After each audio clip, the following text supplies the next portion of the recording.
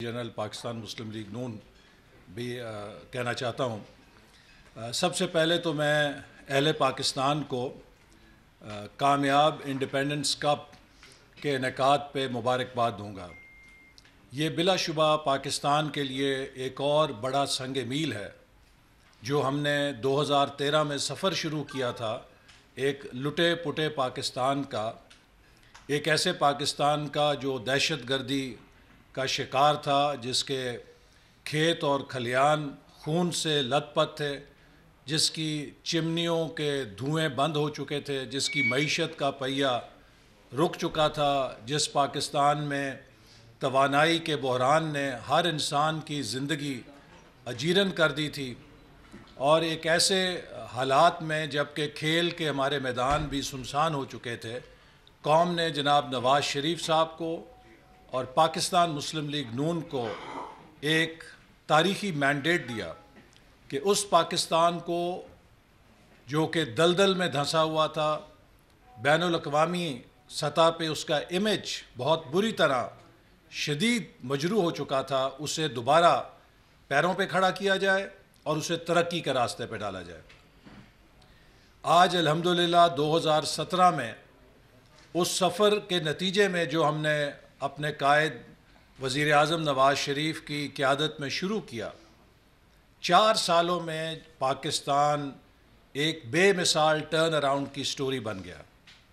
जिस मुल्क के अंदर सुबह शाम दहशतगर्दी का जो एक जिन है, उसने लोगों की ज़िंदगी अजीरन की हुई थी। रोज़ाना दर्जनों अफराद दहशतगर्दी का निशाना बनते थे। उस मुल्क में आज अल्हम्दुलिल्लाह दहशतगर्दी की कमर तोड़ी जा चुकी है। इक्का दुक्का वाक़यात ये वो अनासर करते हैं कि जो आज अल्हम्दुलिल्लाह फ़रार के ऊपर है। आज रियासत ने इन तमाम अनासर के गिर्द घेरा तंग किया हुआ है और मुल्क के तूल व अर्ज़ में अवाम को दोबारा सुकून मिल रहा है। कराची जिसका अमन बर्बाद हो चुका था, वो अब दोबारा सुकून की तरफ जा रहा है। और टारगेट किलिंग्स हों, भत्ता माफियाज हों या वहाँ पर दहशतगर्दी के वाक़यात हों, 80 से 90% तक 2013 के मुकाबले में उसमें कमी आ चुकी है। और ये भी सफ़र सितंबर 2013 में वज़ीर आज़म नवाज़ शरीफ ने इसकी बुनियाद रखी, जब तमाम स्टेक होल्डर्स को बुला के कहा कि there will be zero tolerance for crime and terrorism. Balochistan आज कौमी धारे में शामिल हो रहा है। अरबों रुपए के वहाँ पर मंसूबे बनाए जा रहे हैं। और हाल ही में कच्ची कनाल जिसकी बुनियाद 1999 में रखी गई, मुझे याद है कि उस वक्त मैं प्लानिंग कमीशन में था, हमने इसकी फिजिबिलिटी का मंसूबा मंजूर किया था। मुतवातिर मुख्तलिफ हुकूमतों के आने के बावजूद ये मंसूबा जिसे 5 सालों में मुकम्मल होना था, मुकम्मल नहीं हो सका। जनरल मुशर्रफ के 9 साल निकल गए, पीपल्स पार्टी के 5 साल निकल गए, इसके लिए किसी ने फंड्स फराहम नहीं किए। और ये बेड़ा भी वज़ीर आज़म नवाज़ शरीफ की हुकूमत ने उठाया कि इस मुल्क के जो बीमार मंसूबे हैं उनको दोबारा बहाल किया जाए। और उसमें कच्ची कनाल का मंसूबा और लवारी टनल के मंसूबे जो खैबर पख्तूनख्वा और बलूचिस्तान के लिए कलीदी अहमियत रखते थे, इन्हें सर फहरिस्त रखा गया। और आपने देखा कि लवारी टनल भी मुकम्मल हुई और कच्ची कनाल जिससे 72,000 एकड़ ज़मीन डेरा बुगटी में सैराब होगी, जिसके लिए पानी पहुंच चुका है। और वो बेअबान और बंजर धरती जिससे 50 साल हमने सुई गैस हासिल की, लेकिन उस धरती को कुछ नहीं लौटाया। अल्हम्दुलिल्लाह आज 70 साल के बाद पाकिस्तान के दरियाओं का रुख मोड़ के बलूचिस्तान की उस बंजर धरती को सैराब करने के लिए पानी पहुंच चुका है। ये एक बहुत बड़ा कारनामा है जो बलूचिस्तान की तारीख़ को बदलेगा और उनकी सिमत को बदलेगा। इसी तरह जो अभी इंडिपेंडेंस कप का मुकाबला हुआ, ये सिर्फ क्रिकेट का मुकाबला नहीं था। ये पाकिस्तानी कौम के अज़्म की ललकार थी। ये पाकिस्तान की कौम के उस अज़्म की ललकार थी जिसने दहशत गर्दी को शिकस्त दे के कायदे आज़म के पाकिस्तान को दोबारा हासिल करने का ऐलान किया था। और इससे पहले PSL का कामयाब फाइनल हुआ पाकिस्तान में, जिसने बैनुल अक़वामी टीमों और खिलाड़ियों का एतमाद बहाल किया, और वो भी बहुत बड़ी कामयाबी थी।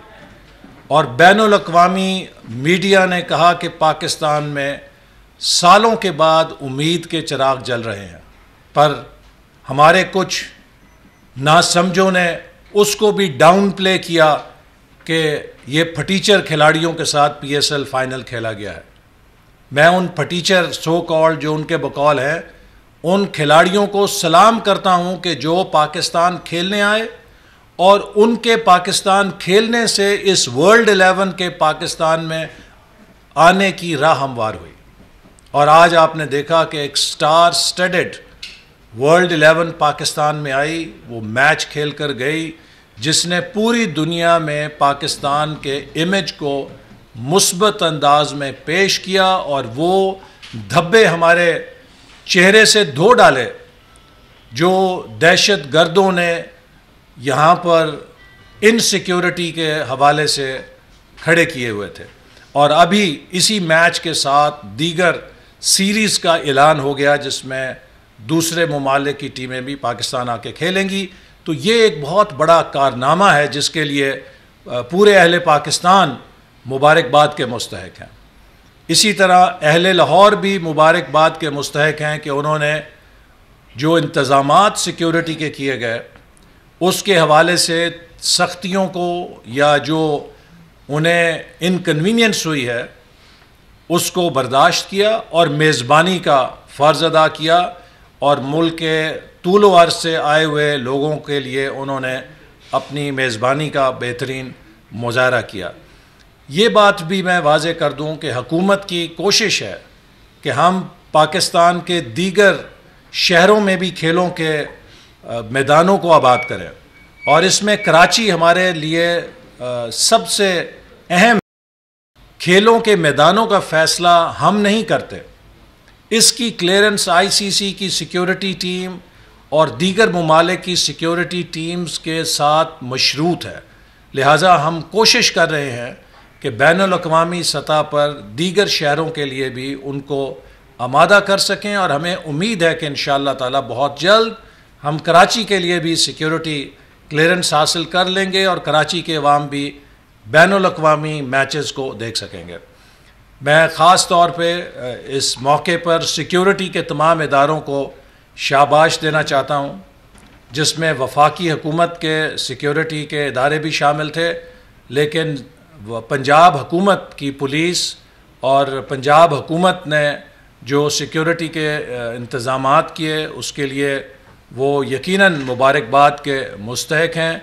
और तमाम अहलकार जिन्होंने मुख्तलिफ़ रूट्स के ऊपर, मुख्तलिफ़ नाकों के ऊपर ड्यूटीज़ दी ताकि पूरी कौम इस खेल से लुत्फ़अंदोज़ हो सके, और ये जो तफरी है ये वहाँ पे जो हाज़रीन थे, जो स्पेक्टेटर्स थे, और जो लोग टेलीविज़न की स्क्रीनों पे करोड़ों लोग देख रहे थे, इसको मुमकिन बनाने के लिए हमारे पुलिस के जवानों ने, हमारे रेंजर्स के जवानों ने, हमारी इंटेलिजेंस के इदारों ने जो किरदार अदा किया, जो हमारे अफवाज के जवानों ने, उन सब को भी मैं मुबारकबाद देना चाहता हूँ। इसके साथ साथ मैं ये भी ज़रूर कहना चाहता हूँ कि आज जब पाकिस्तान एक बहुत अहम मोड़ पे खड़ा है, हम इक्तसादी तौर पे टेक ऑफ की पोजीशन पे आ चुके हैं। आपको मालूम है कि 2013 में हम इक्तसादी तौर पे बैंकरप्ट हो चुके थे, हमारी स्टॉक मार्केट क्रैश कर चुकी थी, बैनुल अक़वामी सरमायाकार यहाँ से जा रहा था। पिछले 4 साल में it has taken lot of effort. ये कोई अलादीन का चिराग नहीं जलता कि जिससे मुल्क जो डूब रहा होता है वो एकदम अपने पैरों पे खड़ा हो जाता है। आज अल्हम्दुलिल्लाह पाकिस्तान की इक़्तिसादी कामयाबी को पीटीआई या ऑपोजिशन से सर्टिफिकेट नहीं लेना। आज पाकिस्तान की इस कामयाबी के लिए हमें उन लोगों से सर्टिफिकेट नहीं लेना जिन्हें हर अच्छी चीज़ में भी सत्यानाश और बेड़ा गर्क नज़र आता है। हमारे लिए पाकिस्तान के अवाम का एतमाद अहम है। पिछले 2 सालों से, गुज़श्ता साल और इस साल, पाकिस्तान ने अपनी तारीख का हाईएस्ट डोमेस्टिक टूरिज़म देखा है। मौसम गर्मा की तातीलात के दौरान 70 साल की तारीख में कभी इतने पाकिस्तानी सैर करने नहीं निकले, चाहे वो गिलगित बल्तिस्तान है, चाहे वो नीलम वैली है, चाहे वो सवात है, चाहे वो कागान है, चाहे वो नारान है, चाहे वो मरी है, चाहे वो ज़ियारत है। हर सियाहत का मुकाम पाकिस्तानी टूरिस्ट से खचा खच भरा हुआ था। ये किस बात की अलामत है? ये इस बात की अलामत है कि लोगों में एतमाद आ रहा है, लोगों के पास डिस्पोजेबल इनकम आ रही है जिससे वो अपने ख़ानदानों के साथ सैर व सियाहत के लिए मुल्क के अंदर निकल रहे हैं। इसी तरह गुज़श्ता साल और इस साल 14 अगस्त के मौके पे जिस अंदाज का जोश व खरोश देखा गया और जिस तरह अहले पाकिस्तान ने यौम आज़ादी मनाया, इसकी कभी 70 साल की तारीख़ में कोई मिसाल नहीं मिलती। ये जज्बा किस बात की अलामत है? ये जज्बा इस बात की अलामत है कि पाकिस्तान के अंदर, अहले पाकिस्तान में उम्मीद वापस आ रही है, एतमाद वापस आ रहा है और वो अपनी खुशियों को भरपूर अंदाज में मनाना चाहते हैं। अरबों रुपए से जश्न आज़ादी के ऊपर आपने देखा कि झंडे थे, शर्ट्स थी, ब्रांडिंग की गई। ये एक उभरते हुए और खिलते हुए मुल्क और मईशत की निशानी है जिसमें इस तरह की सरगर्मियाँ वजूद पाती हैं। तो मैं नंबर्स का सहारा नहीं लेता। मैं अगर आपको नंबर्स दूंगा, कोई कहेगा जी ये नंबर्स कैसे हैं, ये नंबर्स ऐसे हैं। ये वो अलामतें हैं जो हर शहरी को मुल्क के अंदर नज़र आ रही हैं कि आहिस्ता आहिस्ता मुल्क बहाल हो रहा है। 4 साल पहले जिस मुल्क में 20 घंटे बिजली नहीं आती थी, आज उस मुल्क के अंदर 20 घंटे बिजली आ रही है और अगले साल तक इंशाअल्लाह ताला इस पे हम पूरा काबू पा लेंगे। ये कोई अलादीन का चिराग नहीं था। 10,000 मेगावाट का 4 सालों में बंदोबस्त किया गया, 10,000 मेगावाट का। और अगर आप 66 सालों की तारीख देखें, 1947 से लेकर 2013 तक 66 सालों में 16,000 मेगावाट बिजली पैदा की गई। तो जहां 66 सालों में 16,000 बिजली मेगावाट पैदा की गई, वहां पर 4 सालों में 10,000 मेगावाट का बंदोबस्त करना कोई बच्चों का खेल नहीं था। ये एक बहुत मुश्किल काम था, लेकिन अल्हम्दुलिल्लाह वज़ीर आज़म नवाज़ शरीफ की क़यादत में उनकी काबीना ने, उनकी टीम ने इस नामुमकिन को मुमकिन कर दिखाया, जिसका नतीजा है कि आज लोग घरों में सुकून के साथ रहते हैं। कारोबार में, फैक्ट्रियों में 2 साल से उन्हें अनइंटरप्टेड बिजली मिल रही है, जिससे मुल्क की अब पैदावार बढ़ रही है और उसी का नतीजा है कि हमें तारीख़ की सबसे ज़्यादा GDP 10 सालों की गुज़श्ता साल हासिल हुई, 5.3%। ये एक मोमेंटम बना था और आज पूरी दुनिया में हर मुल्क दूसरे मुल्क से एक डॉलर के लिए मुकाबला कर रहा है कि कौन सा मुल्क ज़्यादा सरमायाकारी खींच के लाता है। ये सियासत की सदी नहीं है, ये इक्तिसादियात की सदी है। आज दुनिया में आपका शुमार किसी ब्लॉक, सियासी ब्लॉक से नहीं होता कि ये कम्युनिस्ट ब्लॉक है, ये कैपिटलिस्ट ब्लॉक है। ये आज दुनिया में ब्लॉक्स हैं G7 और G20, जिनका पासपोर्ट इस बात पर है कि आपकी मईशत का साइज कितना है, चाहे आप नीले हों, चाहे आप पीले हों, चाहे आप सफ़ेद हों, आपका नज़रिया कोई हो। आज दुनिया में मुल्कों के लिए ज़रूरी है कि उनकी मईशत क्या है। Strong economy is strong Pakistan, और स्ट्रॉन्ग इकॉनमी के लिए सियासी इस्तेहकाम, स्ट्रॉन्ग इकॉनमी के लिए पॉलिसीज़ का तसलसल ऑक्सीजन की हैसियत रखता है। हमारे यहाँ बदकिस्मती से जब आज पूरे मुल्क को एक तरक्की के रास्ते पे डाला गया, और हमारी इस तरक्की से बाज हमारे दुश्मन नाला हैं। वो नहीं चाहते कि एक एटमी कुव्वत, एक इक्तसादी एटमी कुव्वत भी बन जाए। हम किसी के दस्त नगर ना रहें। पाकिस्तान दुनिया में इमदाद लेने वाला नहीं बल्कि इमदाद देने वाला मुल्क बन जाए, वो ये नहीं चाहते। तो इसलिए आज पाकिस्तान को बैनुल अक़वामी साजिशों का भी सामना है। जिस मुल्क के पास एटमी असला हो उसको आप गोले से, किसी मिसाइल से तबाह नहीं कर सकते। उसे तबाह करने का एक ही रास्ता है कि उसको अंदरूनी तौर पे अदम इस्तेहकाम में डाल दें। सोवियत यूनियन किसी जंग के नतीजे में तबाह नहीं हुआ था, वो internal political and economic collapse से तबाह हुआ था। तो आज पाकिस्तान के साथ भी कोशिश की जा रही है कि अंदरूनी अदम इस्तेहकाम पैदा किया जाए, उस तरक्की के रास्ते को रोका जाए और उसके ज़रिए इस मुल्क को उस पटड़ी से उतारा जाए।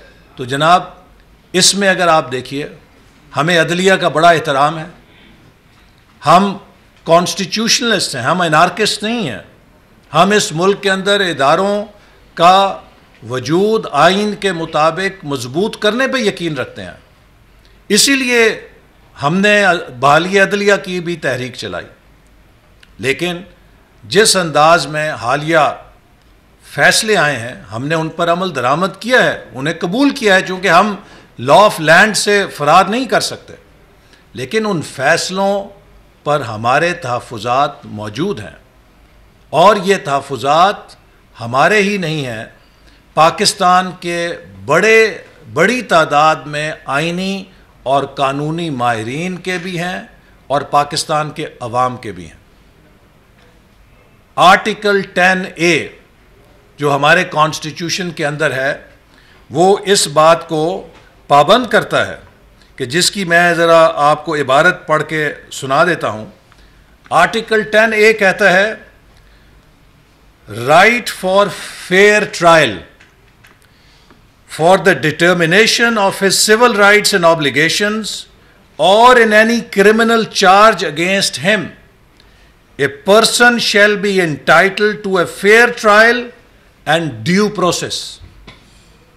आइन ये कहता है कि हर इंसान एक फेयर ट्रायल उसका हक होगा और ड्यू प्रोसेस उसका हक है, और ड्यू प्रोसेस में अपील का हक रखना उसका बुनियादी फंडामेंटल राइट है। आज आपने देखा कि पाकिस्तान के एक मुंतखब वज़ीर आज़म को किस अंदाज में एक ऐसे आइन की शिक के तहत बरतरफ कर दिया गया जिसका राइट ऑफ अपील भी नहीं है। इसकी मिसाल तो हमें मार्शल लॉ दौर में मिलती थी, जहाँ पे समरी ट्रायल होता था और आप उस मार्शल लॉ कोर्ट के सामने कोई अपील नहीं कर सकते थे। आज पाकिस्तान में मार्शल लॉ तो नहीं है, आज तो पाकिस्तान में आइन की हुक्मरानी है, और हमारा वो इदारा जिस पर हम कोई ऐसी बात नहीं कर सकते कि जो उसकी अदब और एहतराम से बाहर हो, लेकिन उनके फैसले जब होते हैं उन पे अमल किया जाता है। लेकिन सुप्रीम कोर्ट के जो फैसले तमीज़ुद्दीन की केस की शक्ल में आए, सुप्रीम कोर्ट के वो फैसले जो जुल्फ़कार अली भुट्टो की शक्ल में आए, जो नुसरत भुट्टो की शक्ल में आए, जो ज़फ़र अली शाह केस की सूरत में आए, वो सुप्रीम कोर्ट के फैसले थे। लेकिन ये वो फैसले हैं कि जिनकी नज़ीर आज खुद सुप्रीम कोर्ट भी देते हुए हिचकिचाती है, और हमारे मुल्क के माहिरीन कानून उन केसेस की ऊपर कोई फ़ख्र नहीं करते। और हमारा ये गुमान है कि जो नवाज शरीफ साहब वाला केस है, ये भी उसी केसेस की सफ़ में एक और केस शामिल हो गया है जिस पर शायद तारीख़ अपना नुक्ता नज़र मुख्तलिफ देगी। ये हमारा हक है, हम ये तहफ़्फ़ुज़ात इन फ़ैसलों पे रख सकते हैं उनके मेरिट्स के साथ, लेकिन उन फैसलों पे अमल दरामद करना हमारा फ़र्ज़ है, चूँकि हम कॉन्स्टिट्यूशनलिस्ट हैं, हम एनार्किस्ट नहीं हैं। अलबत्ता हम समझते हैं कि ये एक ऐसा ट्रायल था जिसने बहुत सारी नई नज़ीरें कायम की हैं, और पाकिस्तान के कानूनी माहिरीन ने, पाकिस्तान के आईनी माहिरीन ने मीडिया पर आके बार बार बताया कि इस ट्रायल के अंदर जो व्हाट्सएप कॉल से शुरू हुआ, आज तक किसी भी ट्रायल के अंदर अदलिया से व्हाट्सएप कॉलें मंसूब नहीं की गईं, पर इस तक किसी भी केस के अंदर JIT की कॉम्पोजिशन के हवाले से इस तरह की कंट्रोवर्सी नहीं हुई कि उन लोगों का चुनाव कैसे किया गया, उनकी फहरिस्तें कैसे मंगाई गईं, और उन सैकड़ों नामों को किस तरह से बिला तहकीक मिनटों में या घंटों में फाइनल किया गया बग़ैर तहकीक के, जैसे कि वो प्री डिसाइडेड थे। ये वो बातें हैं जो मीडिया में आती रही हैं।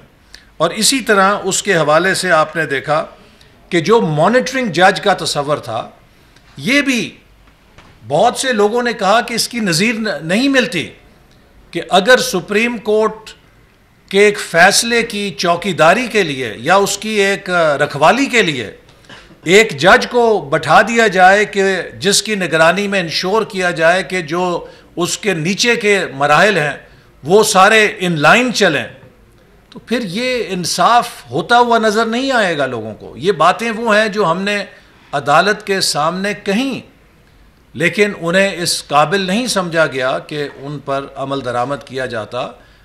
लिहाजा अब मामलात इससे बहुत आगे बढ़ चुके हैं। मीडिया के अंदर ऐसी इतलात आ रही हैं कि नैब को किसी जगह बुलाकर बाअसर लोगों ने यह मजबूर किया कि आप हुदैबिया केस की अपील लाते हैं या नहीं लाते, और ये एक नई नज़ीर कायम हो रही है कि वो 15-16 साल पुराने या कितने पुराने केसेस जो हैं उनको खोलने की अगर ये रवायत पड़ेगी तो इस मुल्क के अंदर तो फिर एक बहुत बड़ा नया एनार्की का सिस्टम इंशाल्लाह उस तरफ हम बढ़ रहे हैं, फिर कि जहाँ पर फिर कोई कानून हतमी कानून नहीं होगा, कोई सज़ा हतमी सज़ा नहीं होगी। तो ये अगर इस तरह मामलात होंगे तो ये हमारे लिए बहुत तशवीश की बात है, चूँकि किसी मुल्क और मुआशरे की बुनियाद इस पर होती है कि वहाँ पर इंसाफ की बुनियादें कितनी महफूज हैं और लोगों के बुनियादी हकूक़ कितने महफूज हैं। और पाकिस्तान के आइन के अंदर हर इदारे की हदूद भी मुतय्यन है। मैं ये बात भी वाज़े करना चाहता हूँ कि पाकिस्तान की पार्लिमान कोई यतीम खाना नहीं है। पाकिस्तान की पार्लिमान 20 करोड़ अवाम की ख्वाहिशात की मज़हर है। पाकिस्तान की parliament is mother of law, चूँकि पार्लिमान के बतन से आइन और कानून जन्म लेता है, और यूं महसूस हो रहा है कि पार्लिमान को इस मुल्क के अंदर बेवकत किया जा रहा है और कुछ दीगर इदारे ट्रांसग्रेस कर रहे हैं उन पार्लिमान के हदूद के ऊपर। इसके ऊपर यकीनन हमें बहुत तशवीश है, और इन चीज़ों को हम पार्लिमान के अंदर भी ज़ेर बहस लाएंगे, पार्लिमानी लीडर्स के साथ मुशावरत भी करेंगे, क्योंकि पाकिस्तान एक पार्लियामेंट्री डेमोक्रेसी है। इसमें अल्लाह ताला की हाकमियत के बाद पाकिस्तान के अवाम की हाकमियत को बालादस्त तस्वुर किया गया है, और अगर पाकिस्तान के अवाम की बालादस्ती को चैलेंज किया जाएगा तो फिर इस मुल्क के अंदर आइन की बुनियाद कमज़ोर होगी, और ये चीज़ जो है हमारे लिए किसी भी लिहाज से काबिले कबूल नहीं है।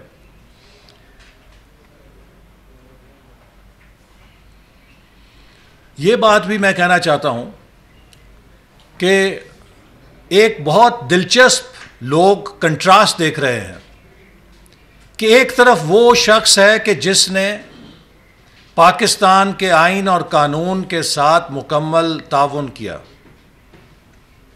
उसने खुद को नहीं बल्कि अपनी 3 नस्लों को एहतसाब के लिए पेश किया, उसने अपने मनसब का ख्याल नहीं किया, उसने अपनी औलाद का ख्याल नहीं किया, हत्ता ये कि अपनी बेटी को भी कहा, हदायत की कि जाके वो भी जो कानून के तकाज़े हैं, इंसाफ के तकाज़े हैं, उनको पूरा करने के लिए पेश हो, और हर फोरम पे वो पेश हुए। और वो लीडर कि जिसने पाकिस्तान को एटमी ताकत बनाया, जिसने एक लुटे पटे पाकिस्तान को 2013 से उठा के किस मुकाम पे पहुंचाया, जनाबे वाला जो करप्ट हुक्मरान होते हैं उनके हाथों मुल्क के ख़जाने खाली होते हैं, दुगने नहीं होते। जब हमने हुकूमत संभाली तो ये मुल्क का ज़र मुबादला के ज़खायर 8-10 अरब डॉलर तक गिर गए थे। आज ये हम उठा के 20-22 अरब डॉलर पे लेकर आए हैं। दुगने से ज़्यादा ज़र मुबादला के ज़खायर में इजाफा किया है। करप्ट हुक्मरानों से मुल्क की मईशत तरक्की नहीं करती, वो तबाही की तरफ जाती है। तो जिस लीडर ने इस मुल्क में CPEC जैसा मंसूबा शुरू किया, इस मुल्क की तवानाई के बहरान को ख़त्म किया, दहशत गर्दी को शिकस्त दी, आज हम उसके साथ क्या सलूक कर रहे हैं? ये दुनिया नहीं देख रही। ये दुनिया इस तमाशे को देख के क्या पाकिस्तान के बारे में राय कायम करेगी? पाकिस्तान के इंसाफ के बारे में जो आज बैनुल अक़वामी जरीदों में कार्टून शाये हो रहे हैं, उनको देख के हमें शर्म आती है। वो हम तो नहीं शाये कर रहे। नवाज शरीफ के फैसले के ऊपर किसी एक बैनुल अक़वामी काबिले जो एतमाद या क्रेडिबल मीडिया है, उसने ये नहीं कहा कि नवाज शरीफ को करप्शन के ऊपर हटाया गया है। कमो बेश तमाम मीडिया ने यही कहा कि नवाज शरीफ को एक साजिश के जरिए हटाया गया है। तो क्या पाकिस्तान की नेकनामी हो रही है? आज दुनिया में हमें पाकिस्तान का ये तसव्वुर देना है कि जिसके अंदर इस तरह की साजिशें हो सकती हैं, या ये तसव्वुर देना है कि हम एक मुस्तहकम मुल्क हैं, हम एक स्टेबल कंट्री हैं जिसमें रूल ऑफ लॉ है?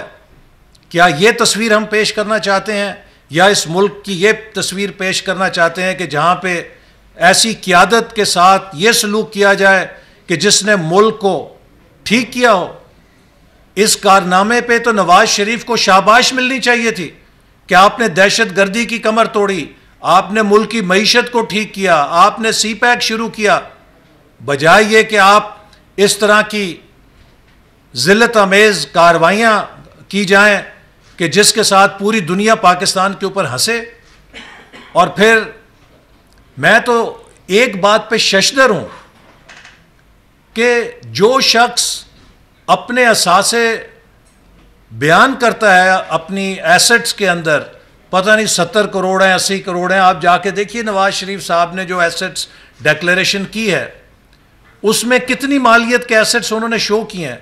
अगर कोई शख्स 70-80 करोड़ मालियत के एसेट्स जाहिर करे तो क्या वो 1.5 लाख की तनख्वाह छुपाएगा? क्या मीनिंगफुल डिस्टॉर्शन है उस 1.5 लाख की तनख्वाह छुपाने से? अगर तो कोई मीनिंगफुल बामाने चेंज होती सिचुएशन कि जी आपने एक बड़े काबिल ज़िक्र असासे छुपाए हैं और ये देखिए आपकी हैसियत बदल जाती है इससे, इन असासों से आप लगाते। इनसिग्निफिकेंट से भी अगर मेरे कुल असासे 5 लाख हों और मैं 1.5 लाख के छुपा रहा हूं तो यकीनन मैं एक जुर्म कर रहा हूं। लेकिन अगर मैं 70-80 करोड़ के असासे दिखा रहा हूं और उसमें एक 1.5 लाख आपके बकौल मैंने असासा नहीं दिखाया, तो इससे कोई मीनिंगफुल डिस्टॉर्शन तो नहीं होती अगर आपकी बात सही भी मान ली जाए। अलबत्ता हम तो ये कहते हैं कि वो तारीफ ही लागू नहीं होती जो आपने असासों की लगाई है। लेकिन अब सुप्रीम कोर्ट ने फैसला दे दिया है, हम उस पर बहस नहीं कर सकते। ये वो दलाइल हैं जो हमने पेश किए, मैं वो दलाइल दोहरा रहा हूं, इन्हें सुप्रीम कोर्ट ने नज़रअंदाज कर दिया। और एक फाजिल जज ने कहा कि जी ये गरीब के साथ बड़े के साथ हम कोई फ़र्क नहीं कर सकते। मैं समझता हूँ बड़े अदब के साथ कि वो दलील नहीं है।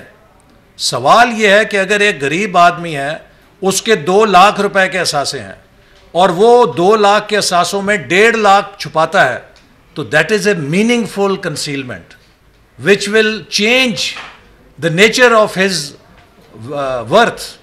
कि 2 लाख के असासों में 1.5 लाख का असासा छुपा लिया, तो ये एक मीनिंगफुल कंसीलमेंट है।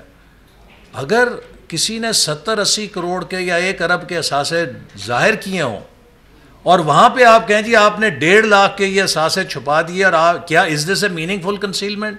क्या ये कोई क्वालिटेटिव चेंज लेकर आता है? नहीं लाता।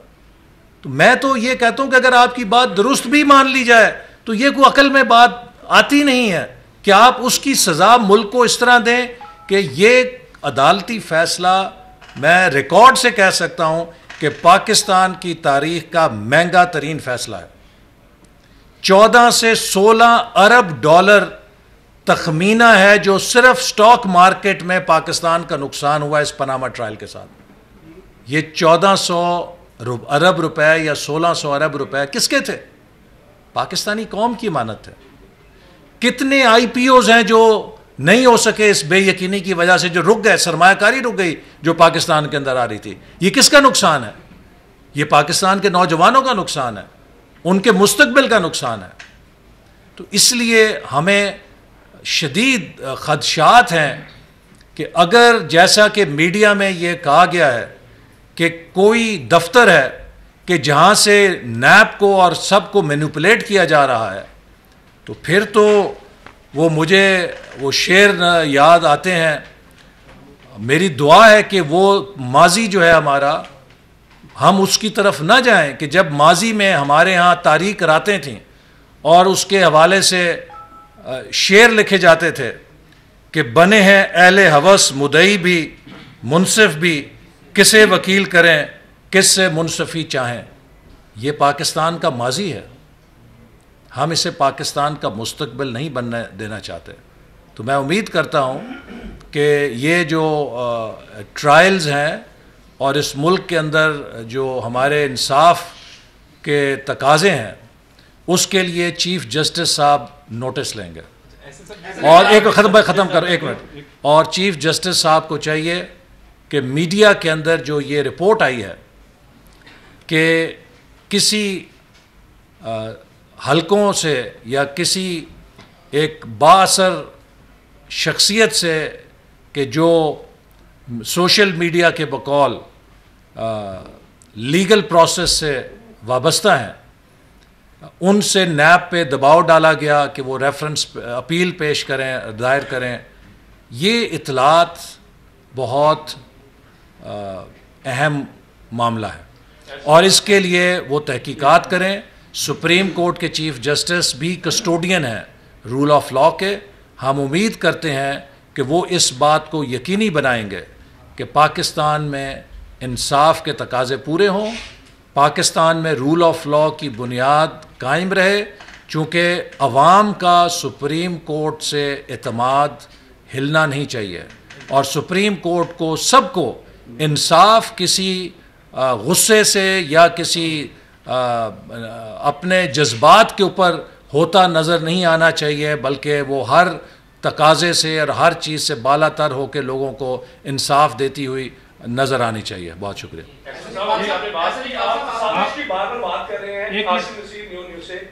साजिश की मियां साहब भी बात करते हैं, मरीम बीबी भी बात करती है और पार्टी का हर शख्स बात करता है। वज़ीर आज़म मुस्लिम लीग नून का है, वज़ीर आला भी मुस्लिम लीग नून का है, पंजाब में भी, बलूचिस्तान में भी, गवर्नर भी आपके KPP में भी है, पंजाब में भी है, सिंध में भी है। क्या वजह है कि आप लोग इतने खौफजदा हैं कि आप उस साजिशी अनासर का नहीं बता रहे? साथ ये भी बताइएगा, हुदैबिया पेपर मिल में अब खौफ है कि अब उसे खुलने नहीं दिया जा रहा। देखिए, जहाँ तक आपने हुदैबिया पेपर की बात की, उसमें आपको मालूम है कि एक हाई कोर्ट का फैसला था जिसमें कितने जजेस थे? प्रोफेसर साहब को याद है? काफ़ी उसका बड़ा बेंच था, लार्जर बेंच था जिसने उसका फ़ैसला किया। लेकिन अब जो अंदाज़ अब अपनाया गया है, अगर तो ये जो हुदैबिया बिल की जो अपील है उसका फ़ैसला भी व्हाट्सएप के तरीक़ेकार से होगा या जो इतलात आ रही हैं जो कि एक किसी बासर शख्सियत ने इसको बुलाया है नैब को और उनसे लिया है तो फिर तो आप मुझे बताइए ना, फिर तो वो हक में या मुखालिफ का चीज़ ही रह जाती है। फिर तो ये खदशात हैं कि फिर शायद इसको भी, इस प्रोसेस को भी इंसाफ के तकाजे न मिल सकें। अगर इंसाफ के तकाजे हों तो यकीनन मुझे यकीन है कि कोई उसमें ऐसी चीज़ नहीं है कि जो हाई कोर्ट के एक लार्जर बेंच की विजडम थी, इतने जजेस की विजडम थी, जो उन्होंने फैसला किया उसके बरखिलाफ होगा। लेकिन अगर किसी भी अंदाज में इस अमल को असरअंदाज होने की कोशिश की जाए तो फिर यकीनन उससे खदशात तो लाहक होंगे। लेकिन मैं आपको ये बात ज़रूर बताऊंगा कि पाकिस्तान में जमहूरी क़यादत का ताल्लुक़ अवाम के साथ होता है। पाकिस्तान के अवाम की भी अदालत है, वो भी देख रही है, और इंशाअल्लाह ताला ये जितने ज़्यादतियाँ नवाज़ शरीफ के साथ हो रही हैं, जो भी कोई ज़्यादती करने वाला है, हम उसके बेहद मशकूर हैं कि उसके साथ नवाज़ शरीफ के सियासी कद में और मुस्लिम लीग नून के सियासी वज़न में दिन रात इजाफ़ा हो रहा है। चूँकि लोग अपनी आँखों से देखते हैं, पाकिस्तान के अवाम टीवी के टॉक शो या किसी अदालत के फ़ैसले को देख के अपने वोट का फ़ैसला नहीं करते। पाकिस्तान के अवाम अपने वोट का फ़ैसला उस खिदमत को देख के करते हैं जो वो मुल्क की तरक्की के लिए क़यादत करती हुई नज़र आती है और जिसको वो ख़ुद देखते हैं। क्या आपका ख्याल है कि ये जो इतना बड़ा पाकिस्तान का कारनामा वर्ल्ड 11 की सीरीज़ और इसका इनेकाद होना, जिस मुल्क के अंदर एक बुनियादी लीग का खिलाड़ी भी नहीं आता था, जिसमें कोई नहीं आता था, लोग ये नहीं समझते ये किसकी कामयाबी है? ये नवाज़ शरीफ की पॉलिसियों की कामयाबी है कि आज पाकिस्तान दोबारा दुनिया के अंदर बहाल हो रहा है, दुनिया में सुरखरू हो रहा है, सरबुलंद हो रहा है। तो लोग इन चीज़ों को देख के वोट देते हैं।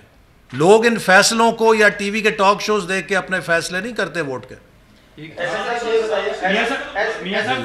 सवाल आपकी तरफ से, बात यह है कि आप वज़ीर दाखिला हैं और मुझे यूं लगता है जैसे अपोजिशन लीडर की मैं प्रेस कॉन्फ्रेंस सुन रहा हूं। देखिए इंशाल्लाह मैं सुन लें, वज़ीर दाखिला होने की हैसियत से मैं आपको ये भी बता दूं कि ये जो इतलात आई हैं, मैंने हमारे इदारों को भी कहा है कि इनकी पड़ताल करें और इनकी हकीकत जानें कि ये क्या रिपोर्ट्स जो हैं इसके हकीकत क्या है। तो वो हम अपने इंतज़ामी जो काम है वो हम भी कर रहे हैं, चूँकि जैसे मैंने कहा कि इस मुल्क के अंदर पार्लियामान भी है, इस मुल्क के इंतज़ामी इदारे भी हैं, हम भी अपने तौर पे इन चीज़ों का जायज़ा ले रहे हैं। लेकिन इसके साथ ये ज़रूरी है कि पाकिस्तान के अवाम को बाखबर रखा जाए। ये बात अपोजिशन लीडर या हुकूमत की नहीं है, ये वो पॉलिटिकल डेवलपमेंट्स हैं या एक हमारा वर्शन है जो पाकिस्तानी कौम को पता चलना चाहिए कि इस मुल्क के अंदर हालात किस तरह चल रहे हैं। और मैं फिर ये कहूँगा कि जो हमें इस वक्त मैं वज़ीर दाखिला की हैसियत में और ये ज़िम्मेदारी से कह सकता हूँ कि पाकिस्तान के जो एक्सटर्नल चैलेंजेस हैं, हमें इस वक्त इंटरनल स्टेबिलिटी की ज़रूरत है, इंटरनल यूनिटी की ज़रूरत है। ये यूनिटी सिर्फ सियासी सतह पे नहीं बल्कि पाकिस्तान के इदारों की हारमनी की ज़रूरत है। और अगर कोई शख्स पाकिस्तान में इंटरनल डिस्टेबलाइजेशन के लिए कोई कदम उठाता है तो वो पाकिस्तान के साथ दुश्मनी कर रहा है। और आखिर में ये बात हमारे जो लीगल प्रोसेस के लीडर्स हैं उन्हें भी देखनी चाहिए कि क्या वो कहीं उन नाकाम और नामुराद सियासतदानों की ख्वाहिशात का निशाना तो नहीं बन रहे जो वोट के साथ बार बार पिटते जा रहे हैं, जो जमहूरी अमल में बार बार शिकस्त खा रहे हैं और उनकी ख्वाहिश है कि उनका जो सियासी एजेंडा है उसको वो अदालत के ज़रिए हासिल करें। ऐसा सर मेरा एक छोटा सा सवाल है, वो पॉइंट ले लें मुझे, क्योंकि JIT से लेके यही नुक्ता है कि खुफिया ऑफिस से बुलाया जाता है या वहाँ कोई खुफिया हाथ है। ये खुफिया हाथ ये बात तो मैं आपको वाजे कर दूं कि ये जो खुफिया हाथ की इतला आई है ताज़ा, ये कोई एजेंसी वाले नहीं थे, कोई और थे।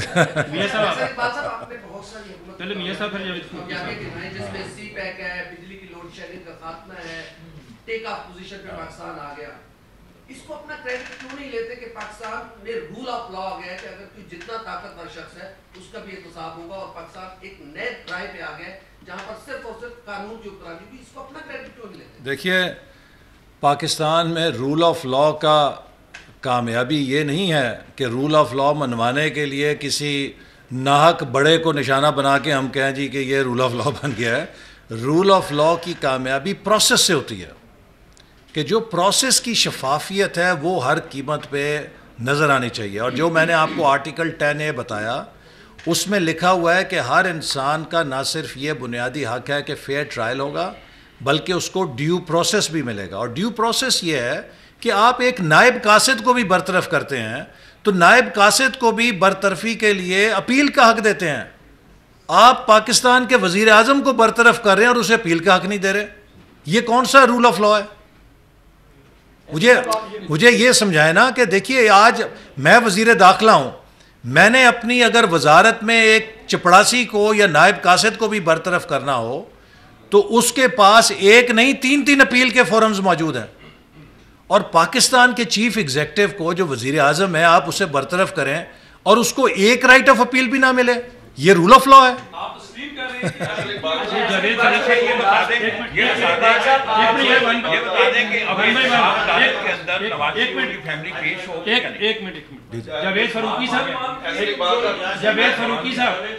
फरूकी साहब पहले और फिर आपकी बारी है। आपके जो सीनियर पार्टनर पिछले वज़ीर दाखिला चौधरी निसार साहब ने कहा कि पाकिस्तान की रियासत को के खिलाफ एक बड़ी खौफनाक साजिश होने जा रही है, जिसमें 3-4 लोगों को ही सिर्फ पता है।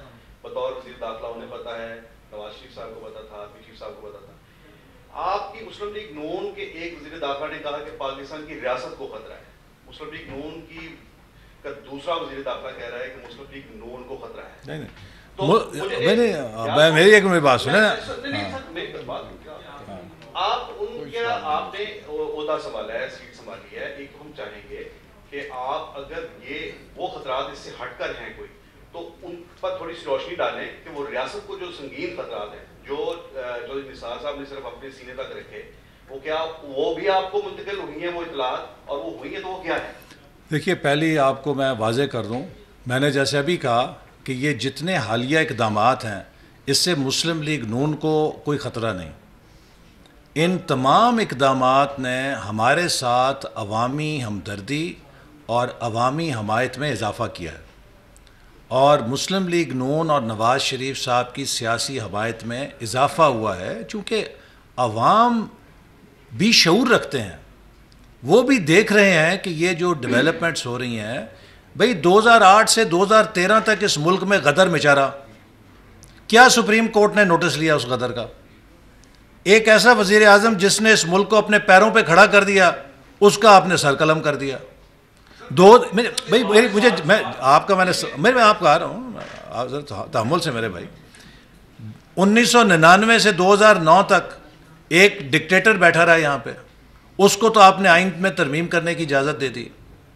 उसने बलूचिस्तान के अंदर गदर मचा दिया, उसने लाल मस्जिद का गदर मचा दिया, उसके ख़िलाफ़ तो कोई GIT नहीं बन सकी। काश उसका भी एक मॉनिटरिंग जज मुकर्रर होता कि वो उन चीज़ों की पैरवी कराता। तो आज पाकिस्तान को जो बैरूनी ख़तरात दरपेश हैं, कोई ऐसा ख़तरा, कोई ऐसी साजिश नहीं है जो मौजूदा वज़ीर आज़म और मौजूदा नेशनल सिक्योरिटी कमेटी से ओझल हो। अस्करी और सियासी क़यादत बैठ के मुल्क को सिक्योरिटी के दरपेश चैलेंजेस का जायज़ा लेते हैं, और वज़ीर आज़म मौजूदा भी बाखबर हैं, मैं बहसीत वज़ीर दाखिला भी बाखबर हूँ, और इसमें कोई शक नहीं कि पाकिस्तान के दुश्मन पाकिस्तान की इक़्तिसादी तरक्की और CPEC से ख़ाइफ़ हैं, और वो इन दोनों चीज़ों को नाकाम बनाने के लिए भरपूर कार्रवाई में मसरूफ़ हैं।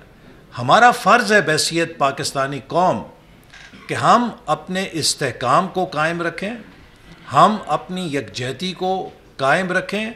अगर हमारे मुल्क का इस्तेहकाम कायम रहेगा, हमारे मुल्क की यकजहती कायम रहेगी, तो पाकिस्तान के ख़िलाफ़ कोई साजिश कामयाब नहीं हो सकती।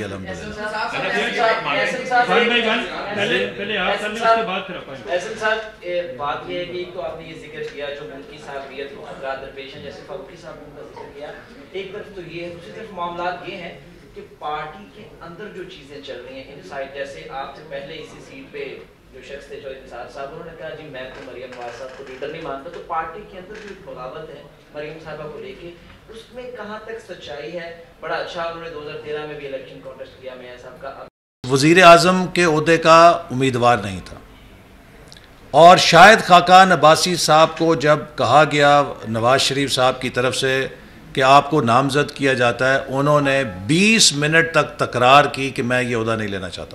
ये परवेज़ साहब मौजूद हैं वहाँ पे, और तमाम क़यादत ने उन्हें ज़बरदस्ती कायल किया कि आप इस ओहदे को संभालें। तो ये एक नया कल्चर है जो मुस्लिम लीग नून में आया है, जहाँ पर आपको पता है कि सियासत की रस्साकशी होती थी और एक दूसरे से कुर्सी लेने के लिए एक दूसरे के सर कलम किए जाते थे, जिस मुल्क के अंदर ये सियासी कल्चर था। आज मुस्लिम लीग नून एक नवाज शरीफ साहब की क़यादत के नतीजे में एक मुनज़्ज़म जत्था है, एक मजबूत सियासी कुव्वत है, और इन तमाम वाक़यात ने हमारी सियासी ताईद और हमारी कारकर्दगी ने सबसे बढ़कर, अगला election will be about performance. अगले इलेक्शन का एक ही सवाल होगा कि क्या 2018 का पाकिस्तान 2013 से बेहतर है या बदतर है, और 20 करोड़ पाकिस्तानियों में एक भी जी शऊर इंसान ऐसा नहीं होगा जो ये कह सके कि 2018 का पाकिस्तान 13 से बेहतर नहीं है। अच्छा जी, आप ये फरमाइएगा, सेक्रेटरी जनरल आप फरमा दीजिएगा, आप सीजन पॉलिटिशियन भी हैं, कि ये जो हल्का 120 है इस हवाले से फरमाइएगा कि एक तो ये कि ज़ाब्ता खिलाफ की खिलाफ सबसे ज़्यादा मुस्लिम नून के लोगों को नोटिस जारी हो, अगर हुकूमत ये करेगी तो बाकी लोगों से आप तवक्कुआत क्या रखते हैं और इसके रिजल्ट आप क्या देख रहे हैं? जरा तफसील देखिए, जो हल्का 120 है, इसमें मेरे इल्म के मुताबिक है कि हमारे जो सदर थे यहाँ के, उन्होंने इलेक्शन कमीशन को भी मुलाकात की और इस बात का ऐलान किया कि हम इंशाल्लाह ज़ाब्ता अखलाक की पाबंदी करेंगे और जो भी तहफ़्फ़ुज़ात हैं इलेक्शन कमीशन के वो दूर करेंगे। और हमारे इस हवाले से बहुत पुरअमन कैंपेन चली है। आपने देखा कि हुकूमत पंजाब ने भी अभी हाल ही में एक कैंपेन चलाई है जिसमें इस बात को कहा है कि किसी किस्म की असले की नुमाइश या इस्तेमाल या रैलीज़ ऐसी निकालना जिसमें फायरिंग की जाए या कानून अपने हाथ में लिया जाए, कतई नज़र इसके कौन किस जमात से, उससे सख्ती से निपटा जाएगा। ये इंशाअल्लाह ताला जो इलेक्शन है ये एक पाकिस्तान की तारीख़ में एक और यादगार इलेक्शन होगा मुस्लिम लीग नून की कामयाबी का, और आप देखेंगे कि अहले लाहौर अपनी रवायत को ज़िंदा रखते हुए लाहौर वाले वही फ़ैसला करेंगे जो लाहौर की शान है।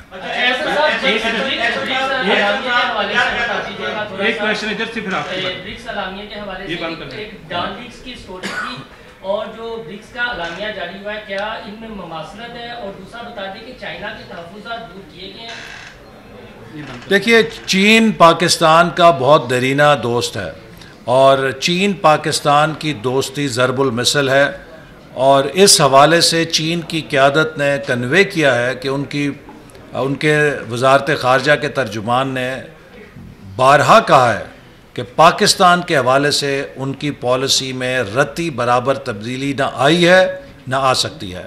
जो ब्रिक्स का एलामिया है उसको मीडिया के बाज़ लोगों ने, वही जो मैं बुकरात और सुकरात जिन्हें कहता हूँ, बग़ैर उसका महल वकूअ देखे उस पर अपने फ़ैसले थमा दिए। ब्रिक्स एलामिया वही है जो हार्ट्स ऑफ एशिया कॉन्फ्रेंस का एलामिया था, और हार्ट्स ऑफ एशिया कॉन्फ्रेंस के अंदर पाकिस्तान भी शामिल था, और उसके अंदर जो एक एग्रीड फॉर्मुलेशन थी उसी को वहाँ पे रिप्रोड्यूस किया गया है। और जिन जमातों का नाम लिया गया है ये पाकिस्तान के मुताबिक कल अदम जमातें हैं, और पाकिस्तान भी इन जमातों के ख़िलाफ़ कमिट है कार्रवाई करने के लिए। लिहाजा ये कहना कि इन जमातों के जिक्र से कोई हमारी पॉलिसी के ख़िलाफ़ बयान है, ये दुरुस्त नहीं है। ये आप ऐसा साहब, ये परवेज रशीद साहब भी आपके साथ बैठे हैं, इन्हें भी नहीं पता कि इन्हें क्यों निकाला। नवाज शरीफ साहब भी यही सवाल पूछते हैं, तो क्या वो फैसले देने वाले हैं कि वो किसी के हाथों में खेल रहे हैं? इन्हें नहीं मालूम, लेकिन पाकिस्तान के अवाम को सब मालूम है। बहुत शुक्रिया जी।